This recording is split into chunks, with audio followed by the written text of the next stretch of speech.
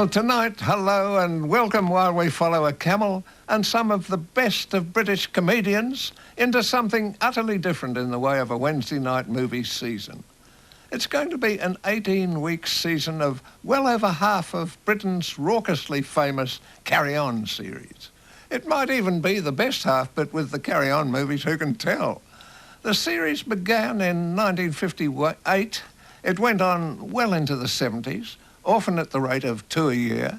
The films were enormously popular in Britain and sometimes in America too, and in Oz too, whenever the whimsical down-under censorship of those times happened to let a Carry-On movie in before it had been cut back almost beyond recognition. And only a year or so back, in our more sophisticated 90s, we found that they're still astonishingly popular here when we ran some of the Carry-Ons in another time slot. And clearly they do have something to say, even if so many reference books do dismiss them as, quote, low-budget British farces with a witless emphasis on the physical. Physical here, by the way, means British-type toilet and bed jokes mixed in with the good gags. Hold it, baby. How about giving us the dance of the two veils? You mean 7 veils? Why bother with the preliminaries, eh? Tonight, we're opening our long Carry-On season with Follow That Camel, with Hollywood's Phil Silvers playing a lead role as the cruel and shifty sergeant. On its best level, this is a happily destructive send-up of a 1920s novel called Beaugeste. It was a novel of daring-do and chivalrous upper-class sacrifice in the Foreign Legion. It was absolutely awful, really, but it swept the world.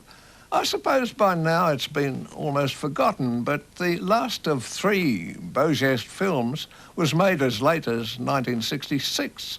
And the Beaugeste story was such a collage of the old-school tie and loyalty and breeding and the pure girl tracking her lost fiancé across the world.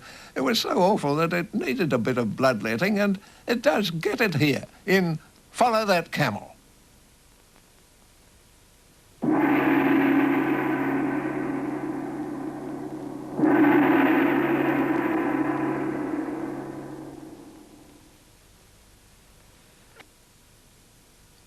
Follow That Camel, and in case you were wondering, the traditional Carry-On was dropped from this one for its first release, but it was tacked on to the later releases.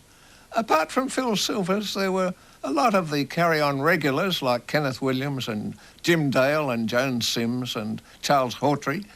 Silvers might have been the biggest star in the show, but he didn't quite fit the Carry-On style, or the lack of it, whatever you like.